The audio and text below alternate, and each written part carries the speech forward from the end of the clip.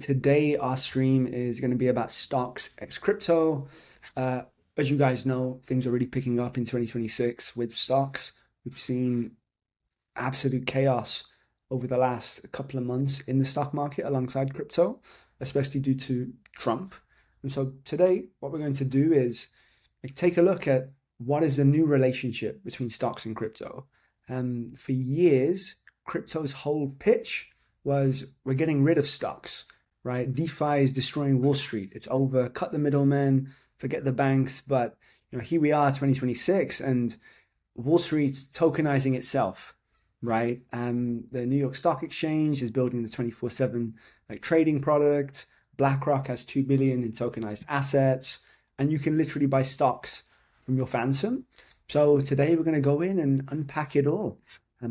What does the future hold for it? Are we going to get more collaboration between crypto and stocks? Is there going to be a bit more of a decoupling? And we're going to dive into all of it. So yeah, bro, let's dive in. Tell us how we got here today. Yeah, it seemed like throughout the last couple of years, stocks and crypto were very much coupled, and there's been a bit of a divorce over the last 6 to 12 months. Yeah, so they've been, so important distinction is that they've been coupled in terms of price action, but in terms of being integrated into each other, they were like so separated. Right now, actually, the opposite is happening. So it decoupled in terms of price, stocks are going up, crypto is going down.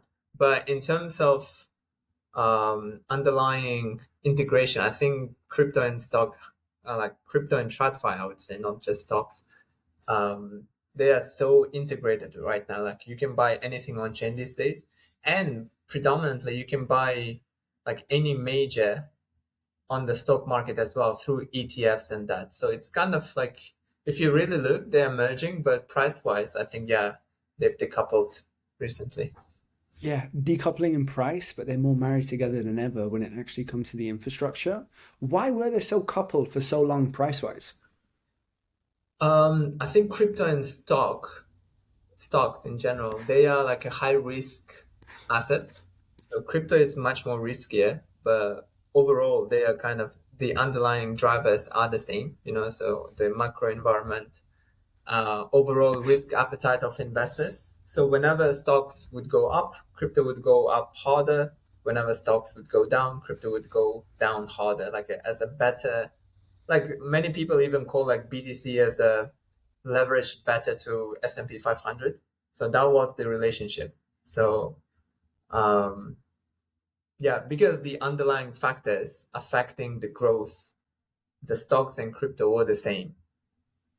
Yeah, throughout the start of the year when the stock market was hitting new all-time highs week after week and crypto wasn't moving, that said to a lot of people that maybe that was over, the correlation was dead. What do you think?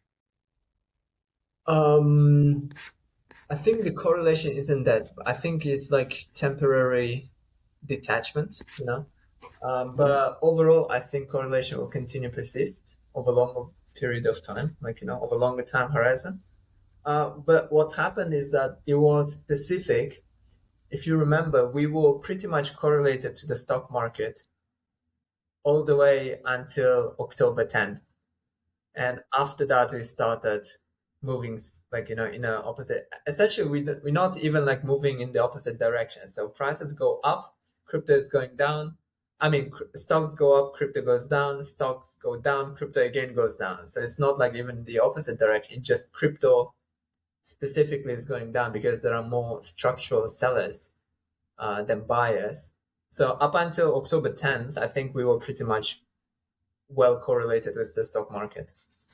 Yeah, no, that makes sense. And I guess what we're going to focus on today, and I think is more important, is yes, we're not going to look at it from the lens of price action. We're going to look at the actual change in infrastructure. So, abroad, when we talk about the merger of TradFi and crypto and how, everyone kind of got it wrong early on when people were saying, crypto is going to replace TradFi, now they've merged. What are we actually referring to? What are these crypto rails that people keep talking about? Yeah, so blockchain, fundamentally speaking, enables a lot of good stuff. You can have like faster settlement, much more transparent system, and fractional ownership. All this kind of stuff are very beneficial overall for any asset class to have. So I think with the much more friendly US administration, people actually now pushing this. So we've known all these properties of blockchains for years, but because of the previous SEC and the previous US administration, like there was no like a strong push because people were kind of afraid, um, to build something with crypto. So now they have a green flag, and that's why they are kind of building. And it makes sense because blockchain offers all these cool features. Like, anyone can buy anything, from anywhere in the world, which is pretty huge if you ask me. So that's why they're merging because people are finally realizing the value of blockchain technology. And on top of that, you have good regulations and good administration to support that. So that's why like we are seeing some progress here. Yeah, it made sense completely because you are able to break down geographical borders, and you make it more available to more people. The fact that anyone can go now and set up a phantom wallet and start buying any stock they could possibly want, it's so much easier and better than, you go and you sign up to a brokerage and it takes 14 days to KYC. And then, hey, if you're in certain countries, you don't have access to these tools at all. So I think breaking barriers geographically was a big one, but also the activity of the crypto market. So crypto is 24/7, whereas in TradFi, there's limited hours. So I suppose opening up and going on chain, it almost allowed them to make it easier for people to trade no matter where they are in the world, right? Yeah, yeah, yeah. Yeah, absolutely. I've seen actually a couple of few like wrong comments, like bad takes about this New York Stock Exchange. They go like, okay, now there is no use case for crypto blockchain because like New York Stock Exchange is launching 24/7 trading. But if you look, they are actually using blockchain to do that. You know what I Yeah, mean? yeah. Yeah, people don't actually know what's going on under the hood. There was always that question about when they inevitably would move over. Would they go up and set up their own layer ones? Would they leverage platforms like Ethereum or Solana? I know a couple of years ago, everyone was talking about BlackRock launching a fund on Ethereum. And I think that set precedent. I think even when people were talking about CBDCs, it was always when and how. When are they going to do it? But how are they going to deploy? Will they choose an existing layer one or start their own? And I think for the most part, when you see these funds and these big companies go on chain, they seem to be settling in on the likes of Ethereum and Solana, correct? Yeah, yeah, yeah.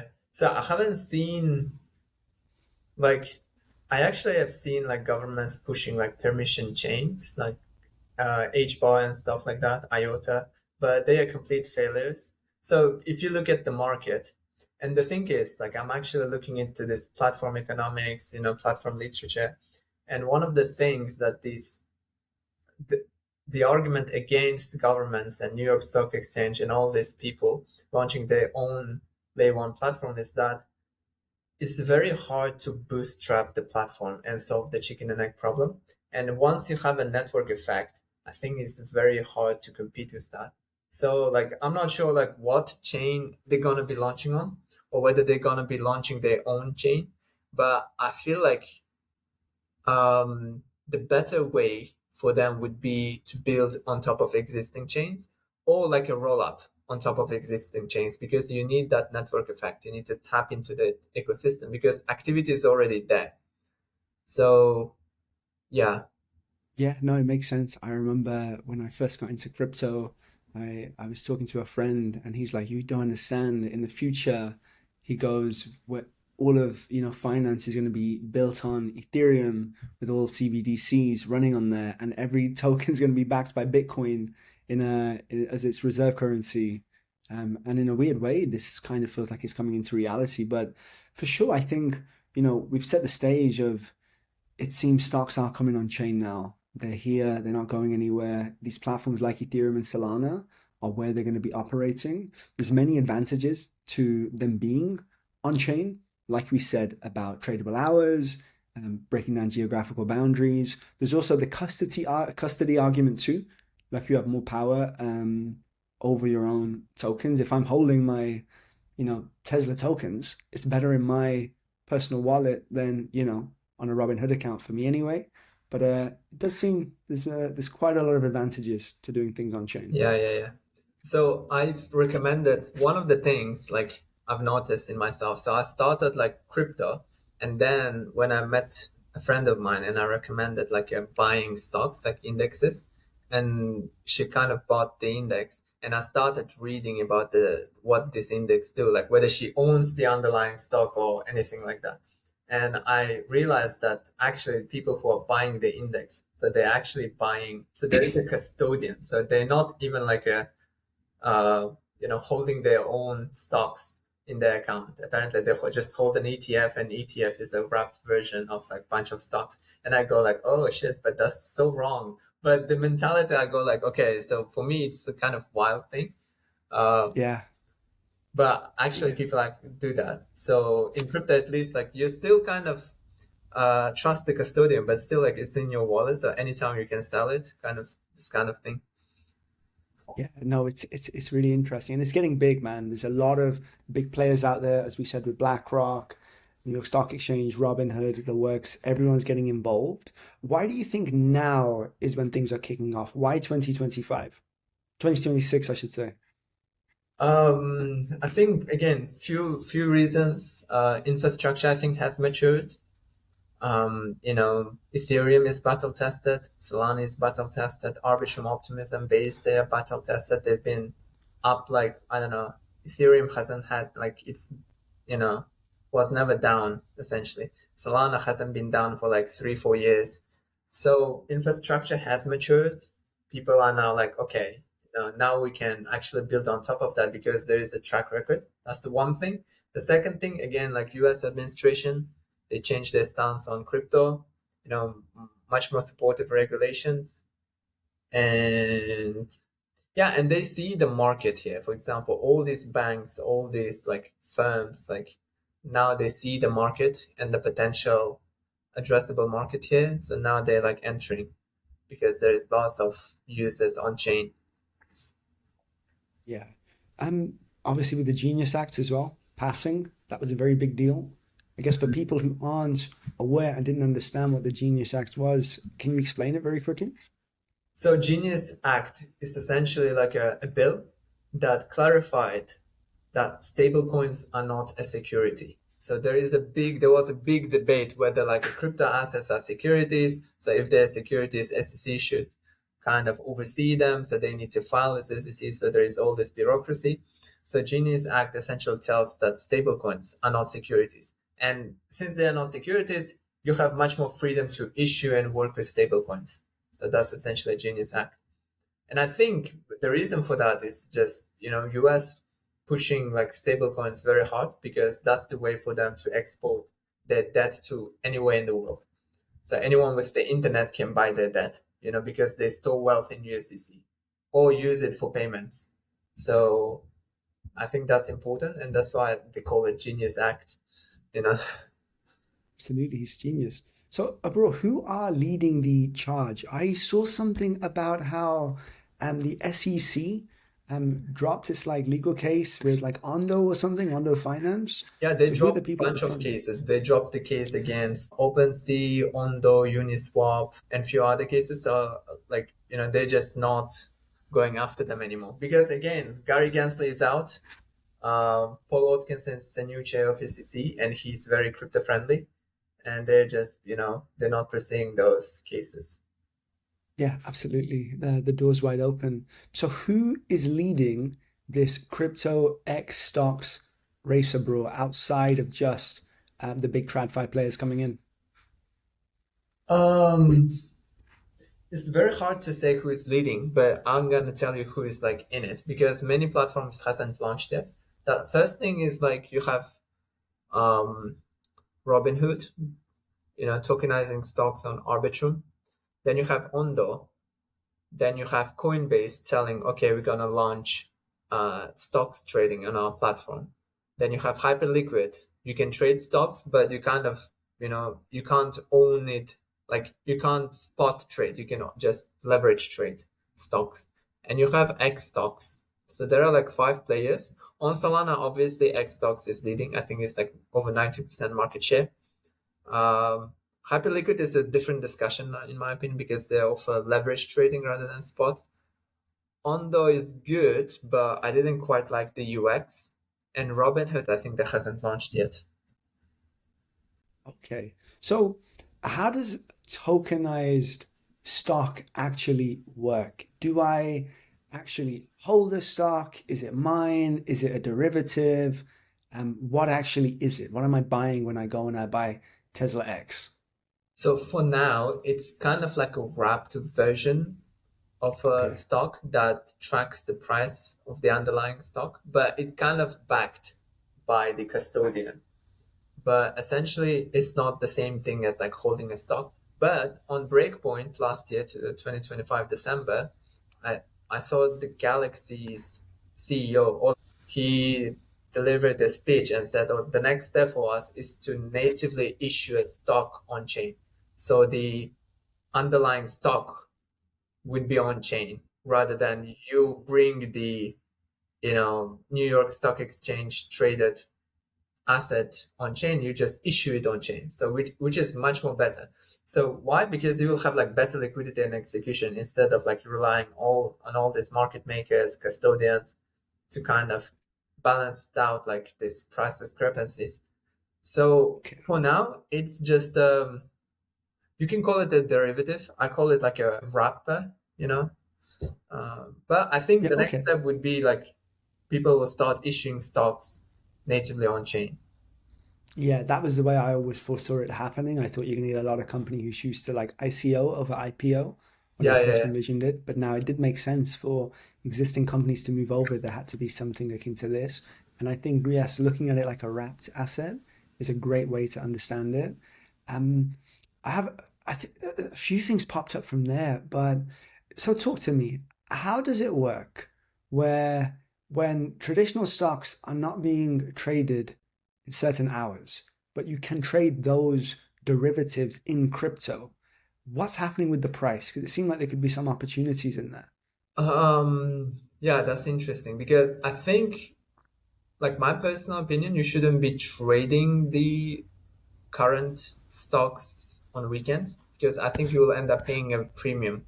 Because whoever, like for example, whoever is buying the stocks um on weekends, like whoever is counterparty to you, is likely to take a risk for holding it for a couple of days over weekends, and for that it will charge you additional spread. Okay, so this is how it works right now. So if you're buying over weekend, for example, X stocks, right? So you'll likely end up with like a premium, paying a premium there. So the other way is that market, even though like how do I say? Even though market is closed over weekends, there are also things like pre-market markets, so where people just speculate where the price is going to go. So they can reference that, but I don't think that's very good strategy long term. But for now, it just market makers, all these custodians charging you premium because they're taking risk of holding the asset over the weekends. So Okay, yeah, yeah. Are there decent size arbitrage opportunities for people willing to play that game? in stocks. Yeah, Um, the like trading the un like market's closed, but you can unless maybe you take a can punt. own the um, unless you can own the stock directly. So, for example, if like Tesla is trading, I don't know, at like 5% premium relative to your where it's trading at whatever your broker is, I don't know, interactive brokers, whatever you use. So, if there is price discrepancy, you can certainly arbitrage it. But I think if the price discrepancy is because of the market is closed on weekends. Tesla closed at like 150, but over the weekend it spiked to 185 or something like that. So you should be willing to take that risk of holding the asset over the weekends. So, but if it happens on weekdays, yeah, You can just, temporary price discrepancy. You can buy on interactive holder, um, and you can even, for example, short on perps, like on hyperliquid, and capture the spread. So whenever it moves to equilibrium, like your short position would be more in profit than, the losses on your spot position. So like there are these kind of ways, but it depends on your broker. Okay, cool. That makes sense. What are the big risks with these things? Obviously, get the to get the connection between the actual real stock price and this derivative, there's an oracle involved. We saw what happened with Binance over October 10th and 11th. What are the main risks associated with trading these stocks on chain? Um, Again, custodian, you need to know who is the custodian, whether they are like regulated, whether the assets are actually backed by the underlying stocks. Um, and again, this is the liquidity still is bad. For example, you entered the position, but when you're exiting, you're paying like 5-10% in slippage. That doesn't work. And especially, for example, it might work in crypto because crypto moves in like wildly. Because your like 3-4% in slippage might be justified because the asset has 2x over the week, right? So you go like, okay, whatever, 3% doesn't matter. But if it's happening with stocks, you'll have to wait like I don't know, a year or two for like 20% return, and you paid 3% in slippage like instantly. So these are risks. And again, this is like a fundamental question whether it will work long term. If you are, for example, paying 3% slippage for an asset that moves like 11-12% on average a year per year. For example, you're buying S&P on chain, right? So you are paying like, I don't know, 1-2% in slippage, and you'll have to wait like 2 years and you will be up like still underperform S&P because you paid like 3% in like slippage. Yeah. So it's not really there for trading. Like these are more things you kind of buy and hold if you're Yeah, going to yeah, be doing yeah, these yeah. things on chain. And needs to That be makes very sense. careful with execution for now. Yeah. Um, Okay. but I think I'm Yeah. still waiting for example, that will allow you to buy like natively and you won't pay any slippage. For example, when you deposit into lending market, you don't pay any slippage, right? So you just Mm. deposit there to the account and they send you a stock. And then, you will have like a very minor slippage or fee, like 0.01%.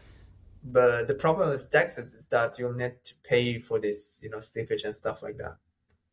Yeah, that makes sense. So we see the risks and some of the downsides of it, holding the derivative.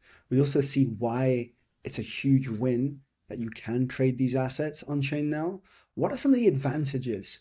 I was playing around, I believe, on Radium a couple of days ago, and you can supply liquidity to some of these assets, correct? Yeah, yeah, yeah. Yeah. That's interesting. Yeah, you can supply like you can do a concentrated liquidity positioning like in like S&P 500, Tesla. You can pair your Tesla with Sol, so like kind of your Solana will be less volatile because it's paired with Tesla, but at the same time it's gonna go like up because Tesla is a growth stock and Solana is kind of also a growth asset. It's an altcoin. So you can do so. What's important here is that it opens a whole new um, risk, like a whole new positioning along the risk curve. So previously, this risk profile wasn't available. The combining stocks and crypto in a liquidity pool. So the stocks are not that volatile, but crypto is volatile. But at the same time, you earn fees, so it somehow compensates the volatility.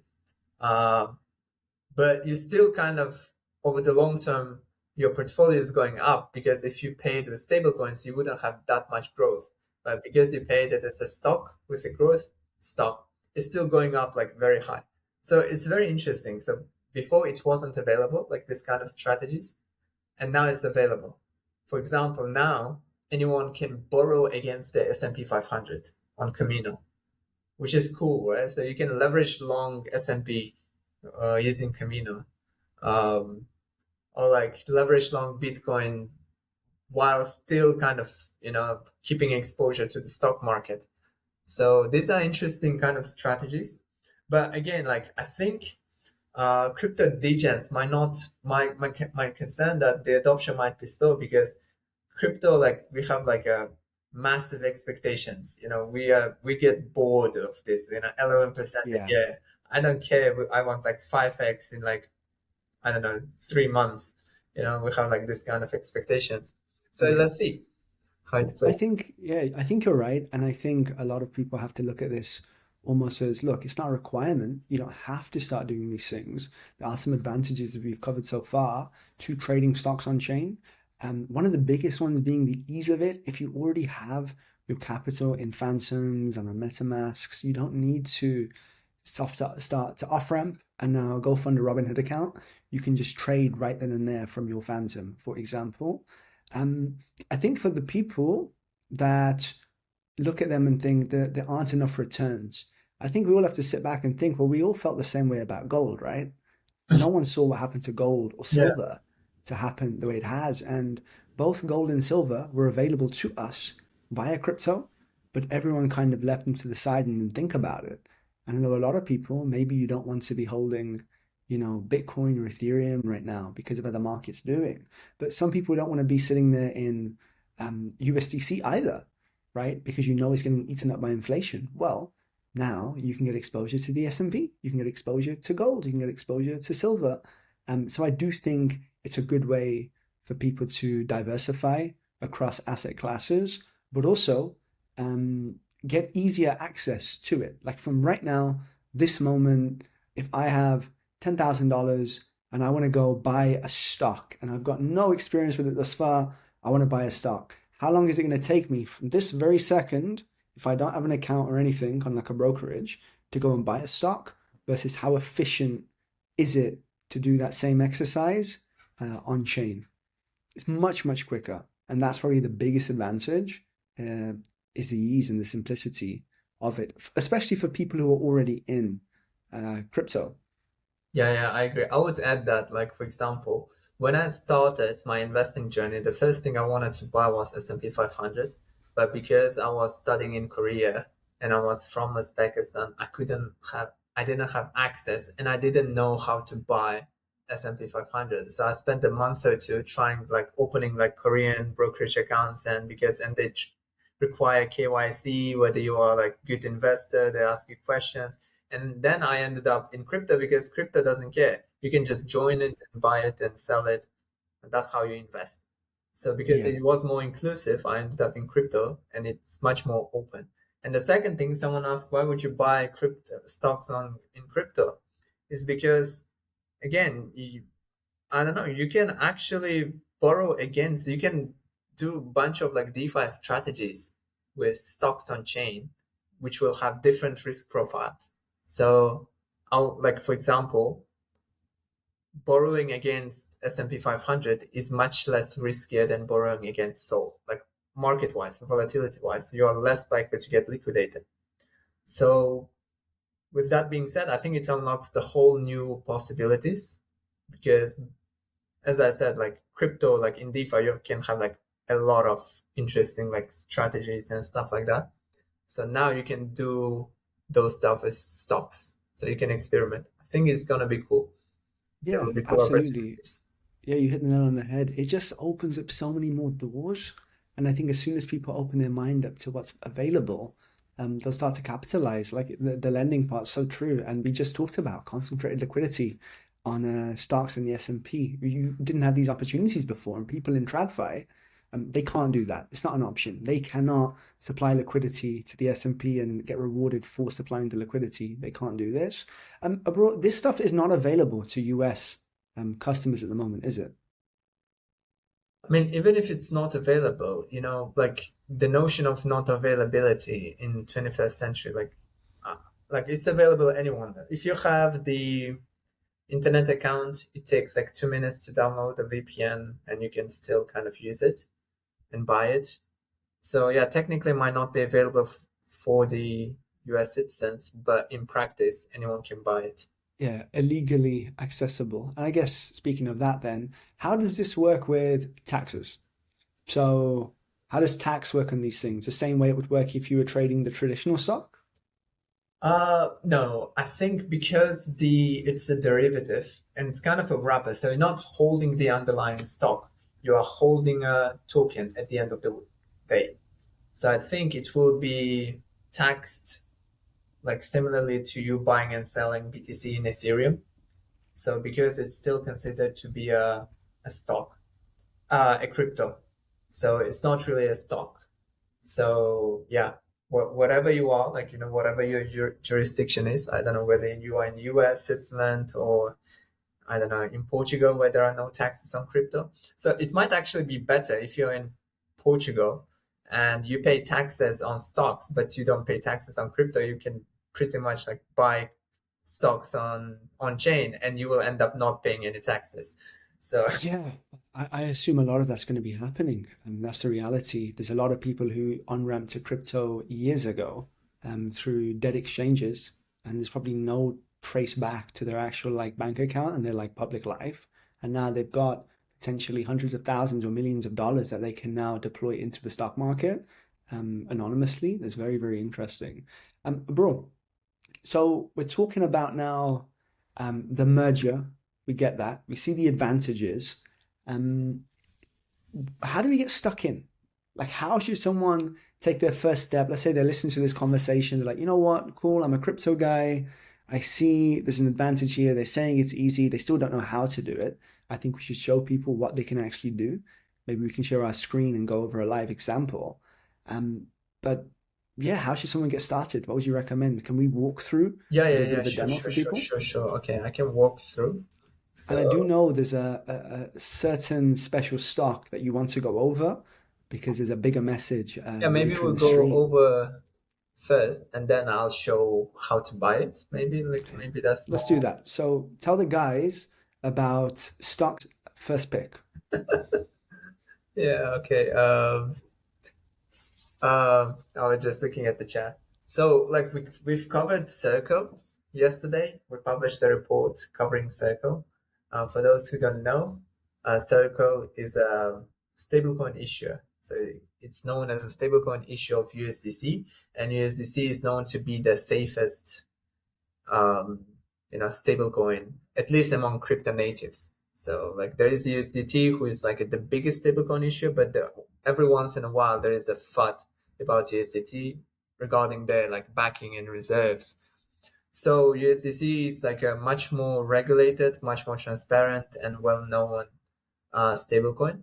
So we covered that because like the chart looks good, the fundamentals looks good, and the main argument, the thesis for Circle was that it can kind of be a smart. It could be a very good synergy with Bitcoin because the Bitcoin is sensitive to interest rates, um, and the Circle is also sensitive to interest rates, but in the opposite way. So it could kind of balance each other out. So you have like a very good exposure in the short term and in the long term because it's a growth stock, because the overall supply of the USDC is expected to grow because of this US government's push towards exporting dollars via stablecoins. We have Genius Act, Clarity Act. Um, so overall, the supply of USDC is expected to grow over time. And if you have like rate hikes, it will grow even faster. So that's why like we thought like it could be a very good synergy if you combine BTC and Circle and other crypto assets together in one portfolio. Yeah, so ultimately, in short, for someone to summarize, Circle is basically the company responsible for USDC, and they obviously benefit when people risk off. When people want to sell their Bitcoin, their Ethereum, their Solana, their memes, what are they swapping it for? They're swapping it for USDC, right? So when the market risks off, that's positive for USDC and Circle. But then in the long term, we do want Circle, of course, wants crypto to grow, as that means increased supply over time. So you're basically playing both sides here. In the short term, you win, well, long term too. You win off the panic, but you also win off the long term innovation, correct? Yeah, yeah, correct, correct. Okay, cool. Well, we obviously can drop the report later on, the full circle deep dive, but bro, let's show people how to get started. How about going in, sharing your screen, and let's go buy some circle. Okay, yeah, let's do that. Okay, let me share my screen.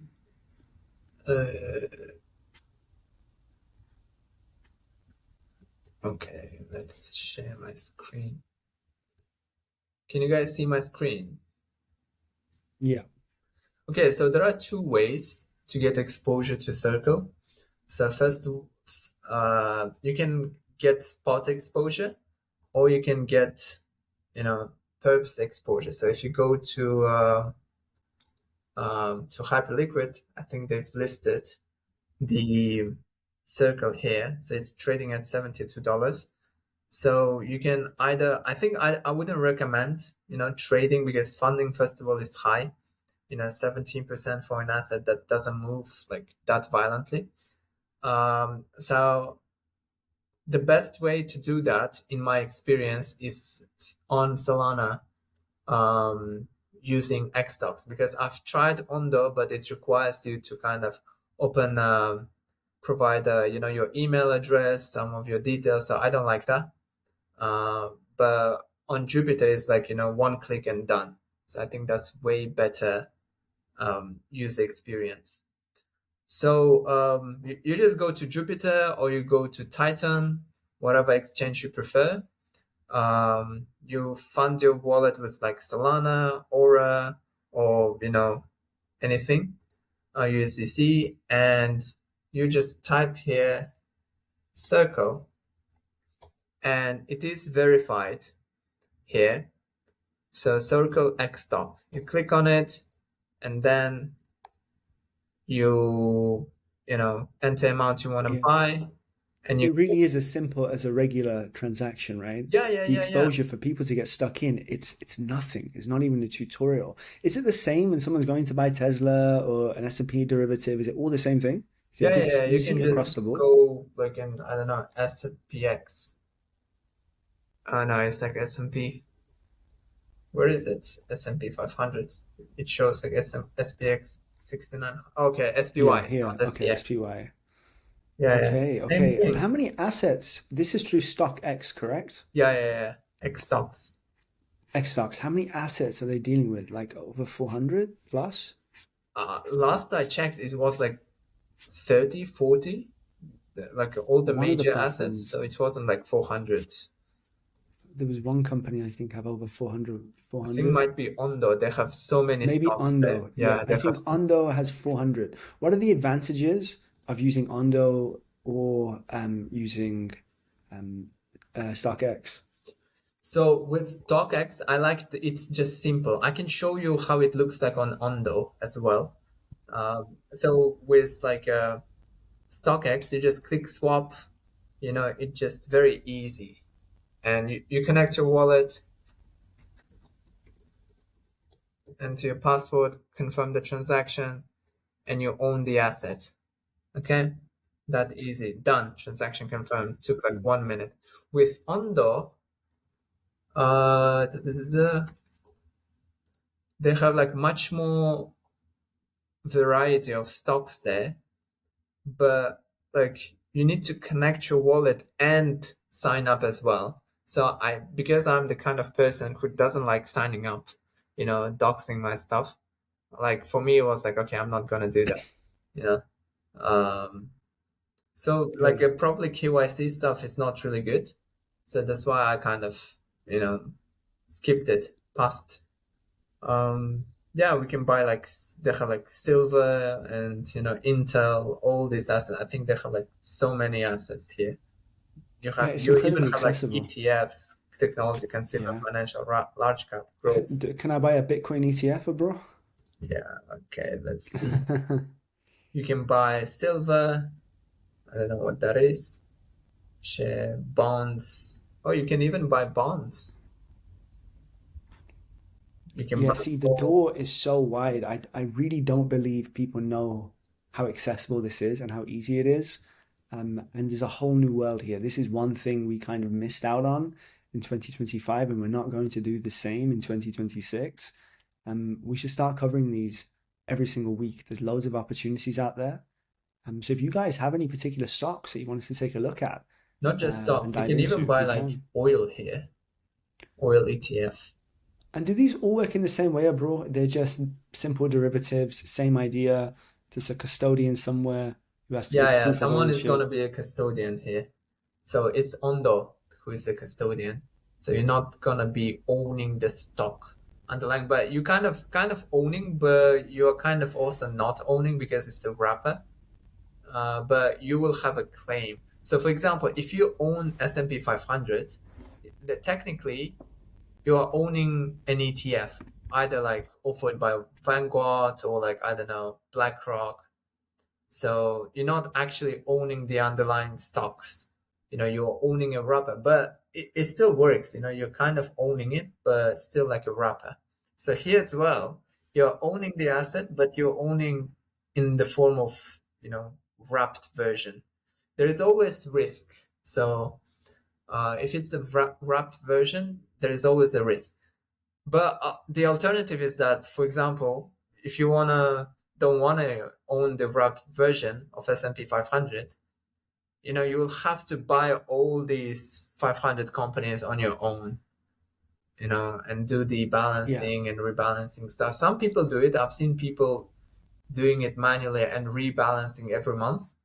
But you gotta ask, okay, should I just take the risk and just focus on my work instead of trying to rebalance all this stuff, or just buy the wrapped version?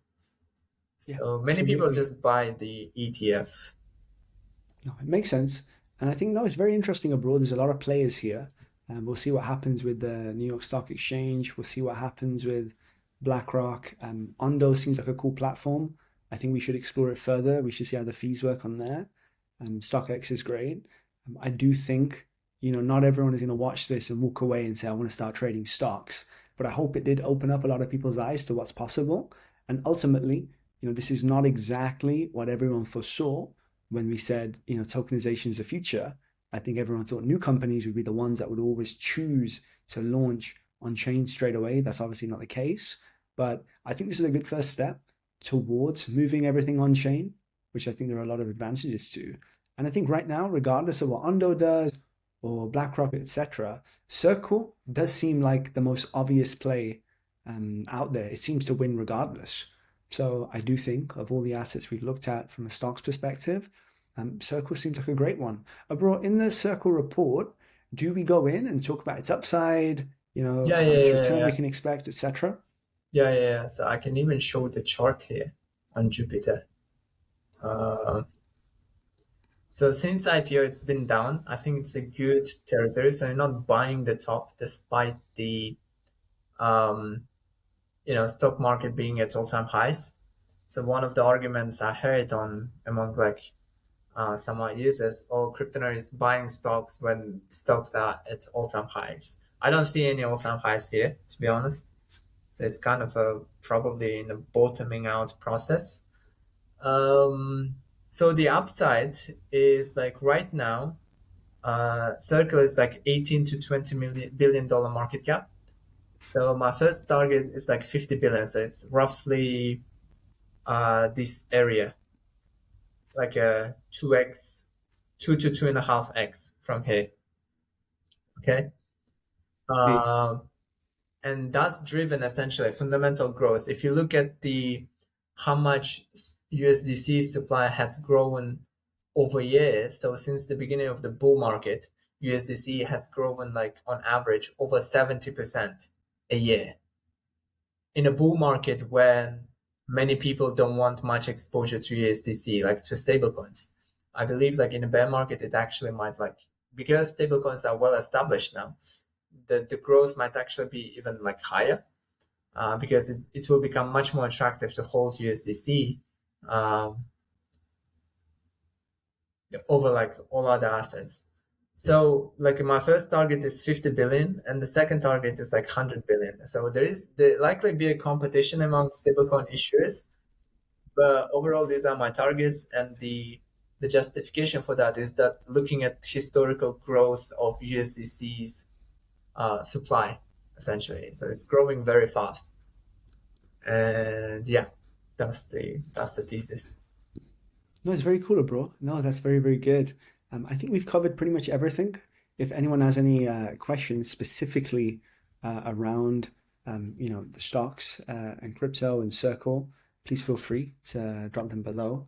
I have something cool coming for the guys in the Discord later. So if anyone here is watching who is not in our Discord, after this stream, go to Discord. We've got a surprise for you guys. And yeah. Any questions before we wrap up? There were Oh, questions about Aura, I think, in the chat. we can discuss. Check the Discord. Bro, thank you very much. Appreciate it.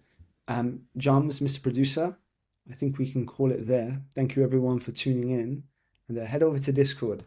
Yeah. See Yeah, I got you. some Thank you, stuff coming for you guys. guys. Yeah. Bye bye. Cool, nice one.